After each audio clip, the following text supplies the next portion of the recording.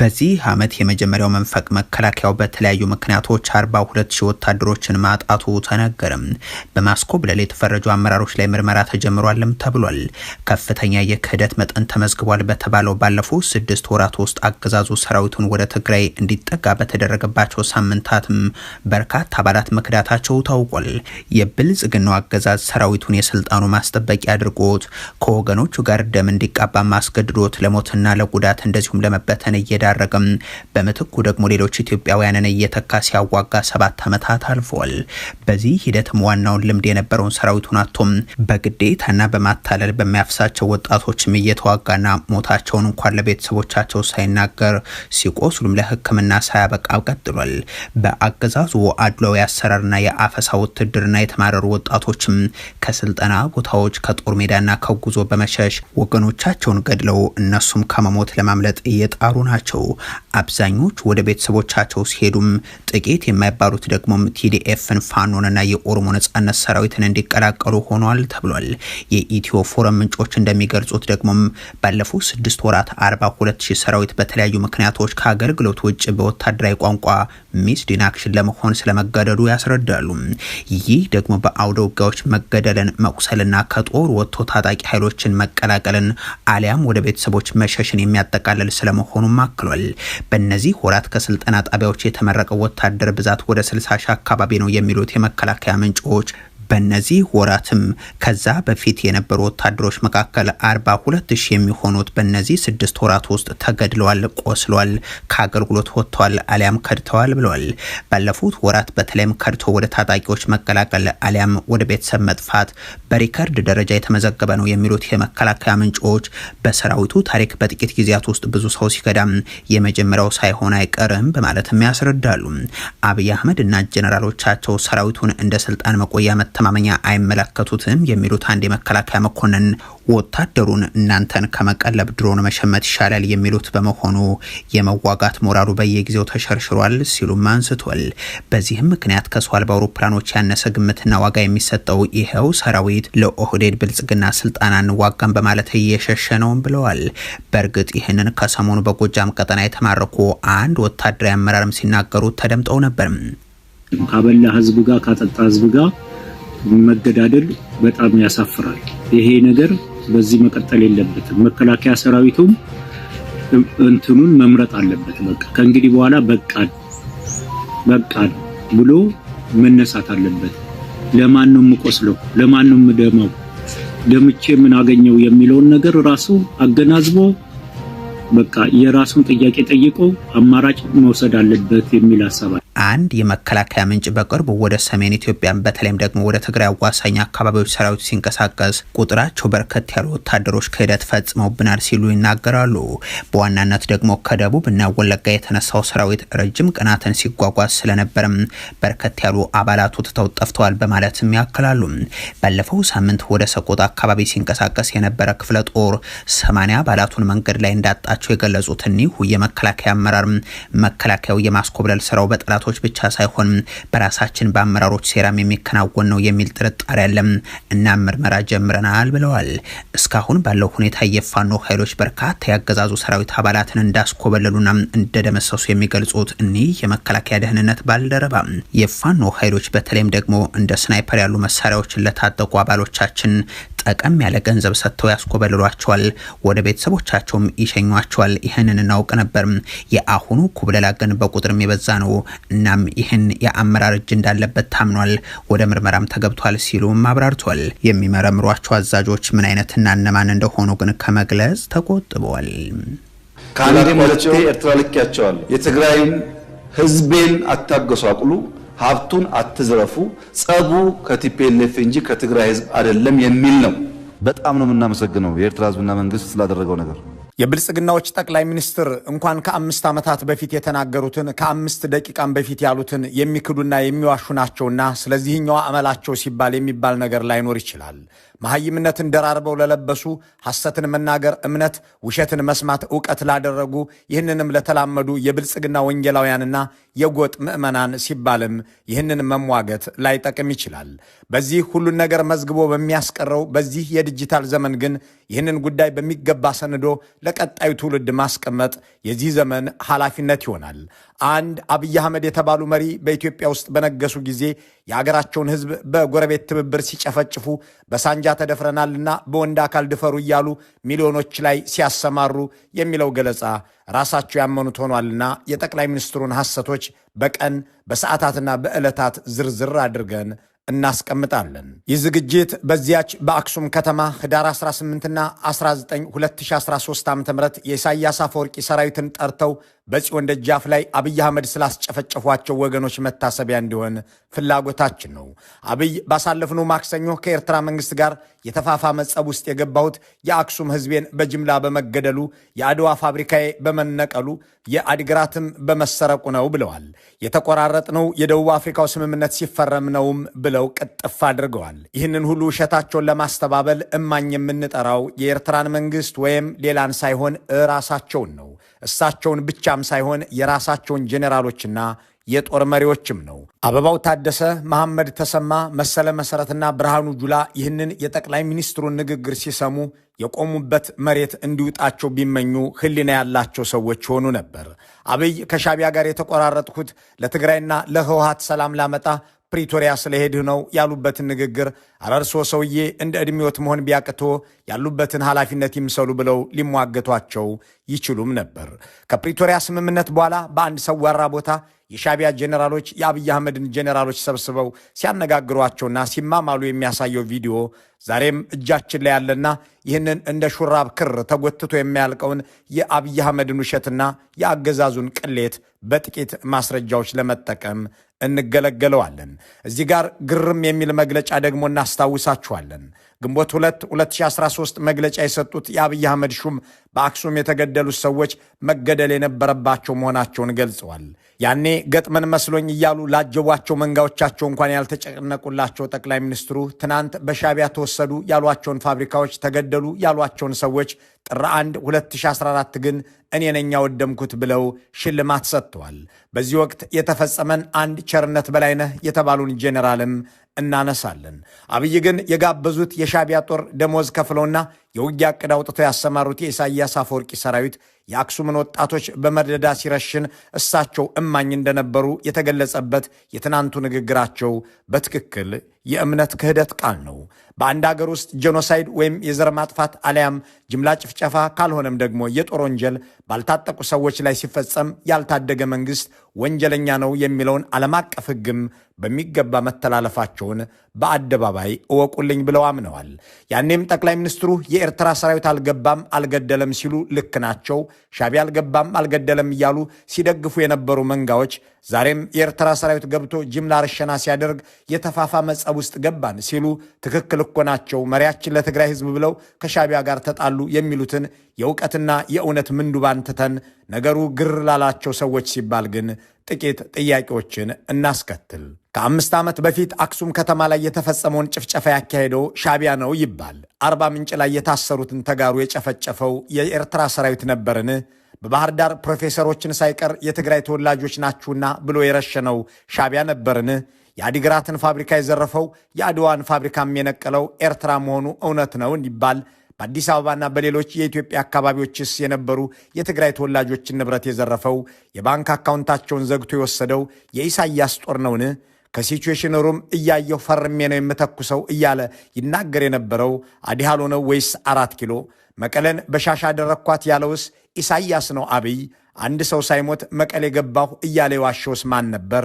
እነዚህን ሁሉ እንተዋቸውና ሰሞኑን የተፈናቀሉ የትግራይ ሰዎች እርዳታ እንዳይደርሳቸው አድርጎ በረሃብ የፈጀው የትግራይ መንግስት ሰራተኞችን ደሞዝ በጀትና ስራ ማስኬጃ የከለከለው አውሮፕላን እንዳይበር ያገደው ሙዝና ብርቱካን ነጋዴዎችን ሳይቀር እያሳደደ በድሮን የገደለው የአብይ አህመድ እጅ ወይስ የኢሳያስ መዳፍ? የኤርትራ ሰራዊት ትግራይ ውስጥ አልገባም ያለውስ አብይ፣ ዳንኤል ክብረትና ዛዲግ ወይስ እነ የማነ ገብረ መስቀል?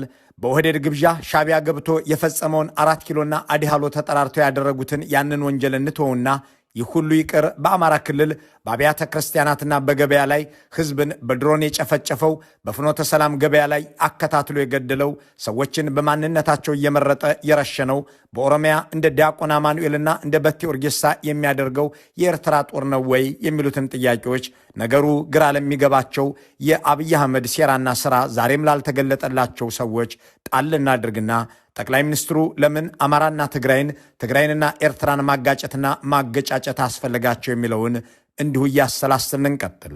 በአክሱም የሆነውን ቀንና ሰዓት ዕለትና ሁኔታ በዝርዝር የምንመለከት ዘንድ በአክሱማውያን ከተማ በጽዮን ደጃፍ ላይ የፈሰሰው የሕፃናትና ታዳጊዎች የእናቶችና ወጣቶች ደም ከ5 ዓመታት በኋላ በአብይ አህመድ አንደበት በኩል መጮህ ጀምሯልና እሱን እናስታውስ። በመጀመሪያ መንግስታዊው ፋና ቴሌቪዥን አክሱም ከተማን ብልጽግና ተቆጣጠርኩ ያለው መቼ ነበር ለሚለው ምላሽ ይስጠን። ዛሬ ህዳር 11 2013 የመከላከያ ሰራዊታችን አክሱምን አድዋንና የአዲግራት ዙሪያ ተቆጣጥሯል። በዚህ የፋና ቴሌቪዥን የሰበር ዜና ላይ የቀረበው መረጃ እንደሚያመለክተው መከላከያ አክሱምን የተቆጣጠረው ህዳር 11 2013 ዓ.ም ነበር። ጠቅላይ ሚኒስትሩ ከሻቢያ ጋር ጸብ አፋፋምን እያሉ የተናገሩበት የአክሱም ጭፍጨፋ የተፈጸመው መቼ ነው የሚለውን እንመልከት። ከሻቢያ በፊት ሰላማዊ ሰዎችን መግደል የጀመረው የአብይ አህመድ ጦር መሆኑን በወቅቱ ገልጸው የነበሩት ደግሞ የፍትህ ሚኒስትር ዴኤታ የነበሩት ፈቃዱ ጸጋ ናቸው። እሳቸው ቀኑን ይነግሩናል። በእኛ ምርመራ ሂደት የፌዴራል መከላከያ ሰራዊት ህዳር 10 ቀን 2013 ዓ.ም ከተማውን ከተቆጣጠረበት እስከ ለተጨማሪ ግዳጅ የወጣበት ህዳር 18 ቀን በመከላከያ ሰራዊቱ የተነሳ በሲቪል ላይ የደረሰው ሞት 6 መሆኑን አረጋግጠናል።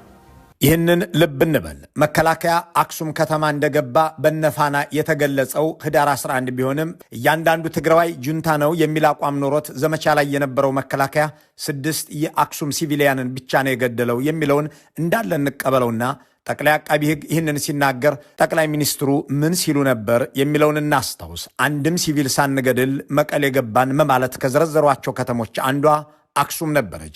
ይህንን የተናገሩት አክሱም ከተማ ላይ ቢያንስ የራሳቸው ጠቅላይ አቃቢ ሕግ ያመነው የመከላከያ ግድያ ከተፈጸመ ከ10 ቀናት በኋላ በህዳር 21 2013 ፓርላማ ላይ ቀርበው በሰጡት ማብራሪያ ነው።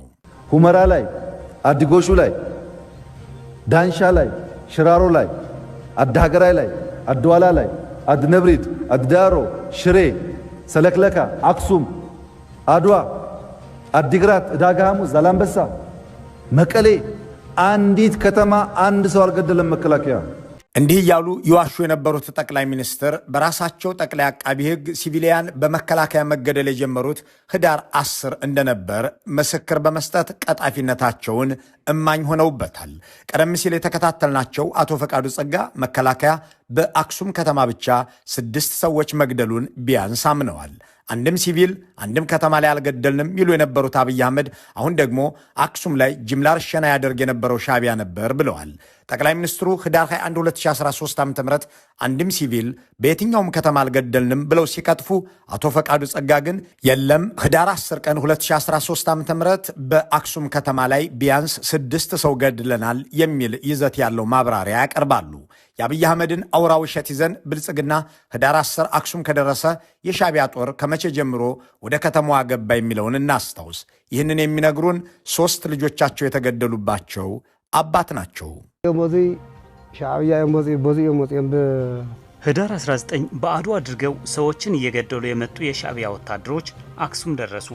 ከዛ የኔ ልጆች 3ቱም ከቤት በማስወጣት 3ቱንም እዚህ ቦታ ላይ ገደሏቸው። እንዲህ ያለ ጅምላ ርሸና የተፈጸመው የኒህ አባትን ልጆች ጨምሮ 1000 ሰዎች የተጨፈጨፉት ህዳር 19 ብቻ ሳይሆን ህዳር 10ም ብቻ ሳይሆን ህዳር 18ም እንደነበር አምነስቲ ኢንተርናሽናልና የአክሱም ከተማ ነዋሪዎች ተናግረዋል። ቢያንስ 1000 ሰዎች በሻቢያ መጨፍጨፋቸውን የሚያጋለጠው ይኸው ዓለም አቀፍ ተቋም ሲሆን በወቅቱ ግን ጠቅላይ ሚኒስትሩ ጁንታው በአምነስቲ ውስጥ የሰገሰጋቸው ሰዎች የተናገሩት ውሸት ነው በማለት ሲያጣጥሉ እንደነበር ብዙዎች አይዘነጉትም። አብይ አህመድ የኤርትራ ሰራዊት ወጣቶችን በአክሱም ሲረሽን ከሻቢያ ጋር ጸባችን ተፋፋመ ሲሉ ትናንት ቢዋሹም ያኔ ግን የሻቢያ ጦር ያንን ጭፍጨፋ መፈጸሙን የሚናገሩን ሰዎች ያሳስሩ እንደነበር አይዘነጋም።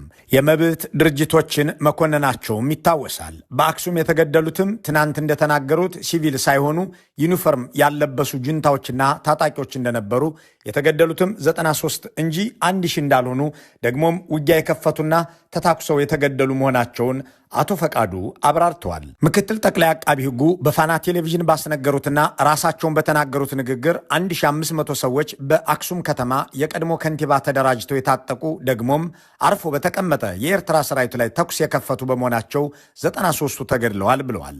የቴሌቪዥኑን ዘጋቢና የእሳቸውን ንግግር በተከታታይ እንመልከተው። በከተማዋ የቀድሞ ከንቲባ የተደራጁ 1500 ወጣቶች ልዩ ኃይሎችና ሚሊሻዎች የኤርትራ ወታደር ላይ ጥቃት መፈጸም በመጀመራቸው በተደረገው ውጊያ በኤርትራ ሰራዊት 93 ሰዎች የተገደሉ ሲሆን ከዚህ ውስጥ ግን አብዛኛዎቹ ዩኒፎርም ባይለብሱም በውጊያው ላይ የነበሩ ወጣቶች መሆናቸውን አረጋግጫለሁም ብሏል። 1500ዎቹ ስልጣን ያን ቀን ተኩስ ወስዶ የነበሩ ወጣቶች የልዩ ኃይል አባላት እና ሚሊሻ ከአዴት የመጡት ጨምሮ ተደራጅቶ ተራራማ ቦታ ላይ ሰፍሮ የነበረው የኤርትራ ሰራዊት ላይ ጥቃት መክፈታቸውን እስከ ቀኑ 8 ሰዓት ከፍተኛ ውጊያ ሲደረግ የነበረ መሆኑን ወደ 8 ሰዓት አካባቢ ተጨማሪ ኃይል ለኤርትራ ሰራዊት ደርሶለት ይሄ የህዋት ቡድን ወደ ከተማ ማፈግፈጉንና በዚህ ውስጥ ሲሳተፉ የነበሩ ወጣቶች ህይወት መቀጠፉን አብዛኛው በጦርነቱ ላይ የተሳተፈ ቢሆንም ዩኒፎርም ያለበሰ እንደ ሲቪል ሲንቀሳቀስ የነበረ መሆኑ የአቶ ፈቃዱ ጸጋ አገላለጽ የኤርትራ ሰራዊት ራሱን ለመከላከል ሲል መዋጋቱን ይህንንም አድርጎ 90 ሰዎች መገደላቸውን ከእነዚህም ውስጥ አብዛኞቹ ሲቪል የለበሱ ታጣቂዎች መሆናቸውን ሲያብራሩ የሻቢያ ጦር የገደላቸውን ሰዎች ቁጥር መቀሸባቸው ሳይበቃ ግድያው ተገቢ እንደነበር ለማብራራት ሞክረዋል። ይህንን ደግሞ ፊልድ ማርሻል ብርሃኑ ጁላ ባለፈው ዓመት ደግመውታል። የኤርትራ ሰራዊት በአክሱም ከተማ ሲያልፍ ህወሓት ትንኮሳ ከፍቶበት ሻቢያ ራሱን ለመከላከል ብሎ እከሌ ከከሌ ሳይል እርምጃ ወስዷል ይላሉ። ሰራዊቱ በዛ ሲያልፍ የሻቢያ ተኩስ ከፈተባቸው ምን አድርጎ ከተማ ውስጥ ሚሊሻ ምናምን የታጠቀ ምናምን ሰክስጎ ማለት ነው። ልክ እንደ ደፈጣ አይነት ማለት ነው። ይሄን ያደረገው ደግሞ ከተማ ውስጥ እነሱ ደግሞ ለመከላከል ብለው እከሌ ከከሌ አለዩ እርምጃ ወስዷል። በሰላም የሚሄድ ሰራዊት ላይ ታጣቂ አደራጅተህ ከተማ ውስጥ ሳክስገ አስገብተህ ተኩስ ከከፈትክ ምን ያርግ ታዲያ? ሰራዊቱ ራሱን መከላከል አለበት። እንኳን የተለያዩ ሰዎች የሚያወሩትን ይቅርና የአንድ ሰው ንግግርንም በትኩረትና በወጥነት መድገም የማይችሉት የኦህዴድ ብልጽግናዎች አንዱ ተራራ ላይ ተቀምጦ ተተኮሰበት ሲል፣ ሌላኛው ደግሞ በከተማዋ ሲያልፍ ሻቢያ ተተነኮሰ ብሎ ሲናገር፣ አንዱ በአብዛኛው የታጠቀ ኃይል ገደለ ብሎ ሲያብራራ፣ ሌላኛው ደግሞ እከሌ ከከሌ ሳይሉ ገደሉ ብለው ብዛቱን ሲገልጽ ያለበትን ነጥብ አልፈነው አንድ ጉዳይ ላይ እናተኩር። እሱም ጠቅላይ አቃቢ ሕግም ሆኑ መከላከያው ሻቢያን ያንን የአክሱም ጭፍጨፋ የፈጸመው ራሱን ለመከላከል ሲል ነው የሚል ነው። እናም በወቅቱ እንደ ተገቢ ነገር የተወሰደ እንጂ እንኳን የተፋፋመ ጸብ ሊያዋልድ ይቅርና ራስን ለመከላከል የተፈጸመ እርምጃ ተደርጎ የሚቆጠር ሆኗል። ትናንት ግን አብይ አህመድ ይህንን ሁሉ የሚያስታውስባቸው የሌለ መስሏቸው በአክሱም ከተማ ሻቢያ ወጣቶችን ሲረሽን የተፋፋመ ጸብ ውስጥ ገባን በማለት ቀጥፍ ያደርጋሉ። አክሱም ገብቶ ወጣቶች በጅምላ ሲረሽን ጸብ ተፋፍሟል። ይህንን ውሸታቸውን የሚገላልጠው ሌላኛውን ቅጥፈታቸውን እንመልከት። የአክሱም ጭፍጨፋ ህዳር 18ና ህዳር 19 2013 ከተካሄደ ከ12 ቀናት በኋላ ታህሳስ 1 2013 ዓ.ም ጠቅላይ ሚኒስትር አብይ ለተባበሩት መንግስታት ዋና ጸሐፊ አንቶኒዮ ጉተሬሽ ደውለው የኤርትራ ሰራዊት በኢትዮጵያ ግዛት ውስጥ በፍጹም አልገባም ብለዋቸዋል። ይህንንም ያሉት ራሳቸው ጉተሬሽ ናቸው። ኢትዮጵያ ውስጥ ስላሉ የኤርትራ ወታደሮች ጠቅላይ ሚኒስትር አብይን አነጋግሬያለሁ። በፍጹም በትግራይ ክልል ውስጥ የኤርትራ ሰራዊት እንዳልገባ አረጋግጠውልኛል። የአክሱምን ወጣቶች ሲረሽኑ የተፋፋመ ጸብ ውስጥ ገባን የሚሉት አብይ አህመድ ያኔ ግን የኤርትራ ሰራዊት አልገባም እያሉ ለዓለም መንግስታት ሁሉ ይናገሩ የነበሩት ጭፍጨፋው ከተፈጸመ ከ12 ቀናት በኋላ ነው። ሻቢያ ሳይገባ ጨፈጨፈ እያሉ ነው። አሁን ደግሞ የጠቅላይ ሚኒስትሩ ውሸቶች ቀጥለው ከሻቢያ ጋር ጸባችን የተጋጋለው የአድዋን ፋብሪካዎች ሲፈታታ ነው በማለት እናዳምጣቸዋለን። አድዋን ይዘን ስናልፍ አድዋ ሄዶ ፋብሪካዎች ሲፈታታ፣ ሲሰርቅ ጸብ ተጋግሏል። የአድዋን ፋብሪካዎች አትስረቅ በሚል ሲሟገቱ እንዲህ ያለው ቅጥፈታቸው የሚጋለጠው ደግሞ በራሳቸው ንግግርና ድርጊት ነው። ከትናንቱ የማራቶን ውሸቶቻቸው መረዳት የተቻለው አብይ አህመድ ከሻዕቢያ አመራር ጋር የተጣሉት ለትግራይ ህዝብ ብለው እንደሆነ በተለይም አክሱም ላይ ጭፍጨፋ፣ አድዋ ላይ ዘረፋ በተፈጸመ ጊዜ መሆኑን ቀደም ሲል በተከታተልነው የፋና ዘገባና የአቶ ፍቃዱ ጸጋ ማብራሪያ ላይ ደግሞ መከላከያ አክሱምንና አድዋን የተቆጣጠረው ህዳር 10ና 11 2013 ዓ.ም ነው። እሳቸው ግን ህዳር 21 2013 ዓ.ም በፓርላማ ባደረጉት ንግግር የኤርትራ ሰራዊት አልገባም፣ የኤርትራን ሰራዊት ልብስ ለብሰን የተዋጋ ነው እኛንን፣ የኤርትራ ህዝብ አልብሶናል፣ አብልቶናል፣ ስላደረገልን ነገር እናመሰግነዋለን ብለዋል።